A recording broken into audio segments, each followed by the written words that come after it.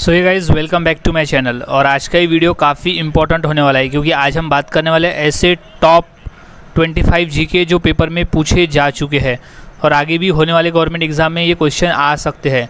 तो सभी क्वेश्चंस के आंसर अच्छी तरह से याद में रख लेना है ताकि अगर ये क्वेश्चन आते हैं तो आप इसका सही आंसर दे सको। अगर चैनल पर नए होंगे तो इसे सब्सक्राइब करना न भूलें और बेल आइकॉन दबा दें ताकि मैं ऐसे ही वीडियोज़ आपके लिए लाता रहूँ। सो गाइज़ शुरुआत करते हैं आज के हमारे जीके स्टडी की। तो सबसे पहला प्रश्न है, राज्यसभा के सदस्य के लिए न्यूनतम आयु कितनी होनी चाहिए? यानी अगर आप राज्यसभा के लिए उम्मीदवार में खड़े हो तो आपकी कम से कम उम्र कितनी होनी चाहिए? तो इसका सही जवाब है ऑप्शन बी 30 वर्ष। 30 वर्ष कम से कम आपकी आयु 30 वर्ष होनी ही चाहिए। कम से कम, ज़्यादा से ज़्यादा चलेगा लेकिन कम से कम 30 वर्ष तो होनी ही चाहिए। अगला सवाल है, अमिताभ बच्चन की पहली फिल्म कौन सी है? क्वेश्चन पूछा जा चुका है। सो इसका सही जवाब है ऑप्शन सी 7 हिंदुस्तानी। 7 हिंदुस्तानी नामक जो फिल्म थी वो अमिताभ बच्चन की पहली फिल्म थी। अगला सवाल है, अंतर्राष्ट्रीय महिला दिवस हर वर्ष कब मनाया जाता है? क्वेश्चन 2 बार रिपीट है। सो ये मोस्ट इम्पॉर्टेंट क्वेश्चन है और पेपर में पूछा भी गया है। सो इसका सही जवाब है ऑप्शन डी 8 मार्च। 8 मार्च के दिन हम हर साल अंतर्राष्ट्रीय महिला दिवस मनाते हैं। सो 8 मार्च इज़ राइट आंसर। अगला सवाल है, मनुष्य के खून में कौन सा धातु पाया जाता है? क्वेश्चन रिपीट है। सो इसका सही जवाब है ऑप्शन डी लोहा। लोहा नामक धातु मनुष्य के रक्त में पाया जाता है, जिस वजह से ही रक्त का रंग जो है वो लाल दिखाई पड़ता है। अगला सवाल, भारत के किस शहर को पिंक सिटी कहा जाता है? क्वेश्चन रिपीट है और ये पूछा भी जा चुका है। सो इसका सही जवाब है ऑप्शन डी जयपुर। जयपुर, भारत के जयपुर शहर को पिंक सिटी भी कहा जाता है। क्वेश्चन पूछा जा चुका है और ये इम्पॉर्टेंट है। जयपुर को पिंक सिटी यानी गुलाबी शहर नाम से भी जाना जाता है। अगला सवाल,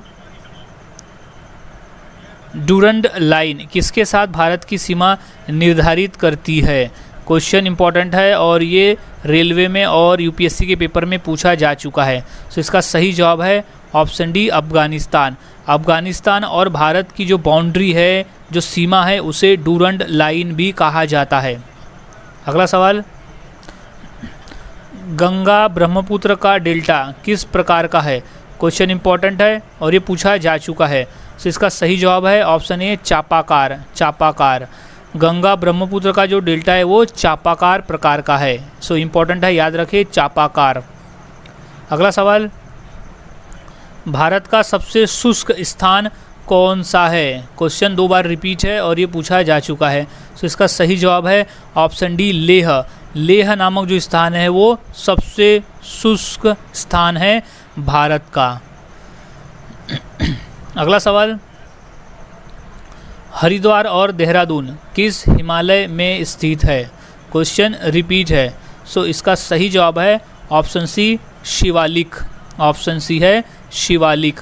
हरिद्वार व देहरादून शिवालिक हिमालय में स्थित है। अगला सवाल, भारत की खोज किसने की? क्वेश्चन मोस्ट इम्पॉर्टेंट है और ये पूछा गया है। तो इसका सही जवाब है ऑप्शन बी वास्को दी गामा। वास्को दी गामा ने भारत की खोज की है। वास्को दी गामा। अगला सवाल, चीनी क्रांति का नायक कौन था? क्वेश्चन आया हुआ है रेलवे के एग्ज़ाम में। सो इसका सही जवाब है ऑप्शन बी सुनियात सेन। सुनियात सेन जो था वो चीनी क्रांति का नायक था, सुनियात सेन। अगला सवाल, किस वेद को भारतीय संगीत का मूल कहा जाता है? क्वेश्चन इंपॉर्टेंट है और ये पूछा जा चुका है। सो इसका सही जवाब है ऑप्शन डी सामवेद। सामवेद को भारतीय संगीत का मूल भी कहा जाता है। सो इम्पॉर्टेंट है, याद में रख ले। अगला सवाल है, भगवान बुद्ध ने अपना पहला उपदेश कहाँ दिया था? क्वेश्चन इंपॉर्टेंट है और ये पूछा गया है। सो इसका सही जवाब है ऑप्शन डी सारनाथ। सारनाथ, भगवान बुद्ध ने अपना पहला उपदेश दिया था सारनाथ में। सो राइट आंसर इज सारनाथ। अगला सवाल, हड़प्पा नगर की खोज किसने की थी? क्वेश्चन यूपीएससी में और रेलवे में आया हुआ है। तो इसका सही जवाब है ऑप्शन बी, दयाराम साहनी। दयाराम साहनी, हड़प्पा नगर की खोज की थी दयाराम साहनी ने। अगला सवाल, खानवा का युद्ध में बाबर ने किसके साथ लड़ा था? यानी खानवा का युद्ध हुआ था तो बाबर और किसकी लड़ाई हुई थी? सो इसका सही जवाब है ऑप्शन सी, राणा सांगा। राणा सांगा और बाबर के बीच खानवा का युद्ध हुआ था। क्वेश्चन इंपॉर्टेंट है, सो इसे अच्छी तरह से याद में रख ले। अगला सवाल है, किस मुगल शासक को जिंदा पीर कहा जाता है? क्वेश्चन आया हुआ है रेलवे के एग्जाम में। सो इसका सही जवाब है ऑप्शन सी, औरंगजेब। औरंगजेब को जिंदा पीर भी कहा जाता है, जिंदा पीर। अगला सवाल है, छत्रपति शिवाजी महाराज का राज्याभिषेक कहाँ हुआ था? क्वेश्चन इंपॉर्टेंट है और ये क्वेश्चन पूछा जा चुका है। तो इसका सही जवाब है ऑप्शन बी, रायगढ़ में। रायगढ़, शिवाजी महाराज का राज्याभिषेक हुआ था रायगढ़ में, याद रखिए रायगढ़। अगला सवाल है, मुगल साम्राज्य का संस्थापक कौन था? क्वेश्चन इंपॉर्टेंट है और ये आया हुआ है। तो इसका सही जवाब है ऑप्शन बी, बाबर। बाबर जो था वो मुगल साम्राज्य का संस्थापक था, बाबर। अगला सवाल है, सौरमंडल के किस ग्रह को लाल ग्रह कहा जाता है? तो इसका सही जवाब है ऑप्शन डी, मंगल। मंगल ग्रह को सौरमंडल का लाल ग्रह भी कहा जाता है क्योंकि अंतरिक्ष पे दिखाई लाल कलर का दिखाई पड़ता है। जब हम इसे देखते हैं तो ये लाल कलर का दिखाई पड़ता है, इसलिए इसे हम लाल ग्रह भी कहते हैं। अगला सवाल है, सौरमंडल का सबसे बड़ा ग्रह उपग्रह सौरमंडल का सबसे बड़ा उपग्रह कौन सा है? तो इसका राइट आंसर हो जाएगा ऑप्शन ए, गैनीमीड। गैनीमीड जो है वो सौरमंडल का सबसे बड़ा उपग्रह है, गैनीमीड। अगला सवाल, आकार के अनुसार सौरमंडल का सबसे छोटा ग्रह कौन सा है? क्वेश्चन इंपॉर्टेंट है और ये पूछा जा चुका है। तो इसका सही जवाब है ऑप्शन ए, बुध ग्रह। बुध ग्रह जो है वो आकार के अनुसार सौरमंडल का सबसे छोटा ग्रह है, सबसे छोटा ग्रह है बुध ग्रह। अगला सवाल, खेड़ा सत्याग्रह का नेतृत्व किसने किया था? खेड़ा सत्याग्रह किसने किया था? तो इसका राइट आंसर है ऑप्शन ए, महात्मा गांधी। महात्मा गांधी ने खेड़ा सत्याग्रह का नेतृत्व किया था।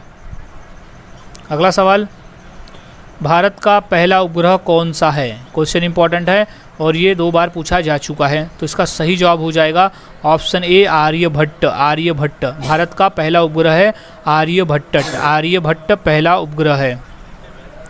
अगला सवाल है, काकोरी कांड के नायक कौन थे? क्वेश्चन इंपॉर्टेंट है और ये क्वेश्चन पूछा भी जा चुका है। तो इसका सही जवाब है ऑप्शन ए, रामप्रसाद बिस्मिल। रामप्रसाद बिस्मिल जो थे वो काकोरी कांड के नायक थे। रामप्रसाद बिस्मिल काकोरी कांड के नायक थे। अगला सवाल है, राजीव गांधी की समाधि किस नाम से जानी जाती है? क्वेश्चन आया हुआ है एसएससी के पेपर में। तो इसका सही जवाब है ऑप्शन सी, वीरभूमि। वीरभूमि नाम से राजीव गांधी की समाधि जानी जाती है। सो गाइज़, आज की इस वीडियो में हमने 25 ऐसे क्वेश्चन देखे जो पेपर में आ चुके हैं। तो सभी क्वेश्चंस के आंसर अच्छी तरह से याद में रख ले ताकि अगर पेपर में रिपीट होते हैं तो आप इसका सही आंसर दे सको। सो मिलता हूँ ऐसे ही और नए जीके के साथ अगले वीडियो में। तब तक के लिए चैनल के साथ बने रहे, वीडियोस को देखते रहे और जीके की प्रैक्टिस करते रहे।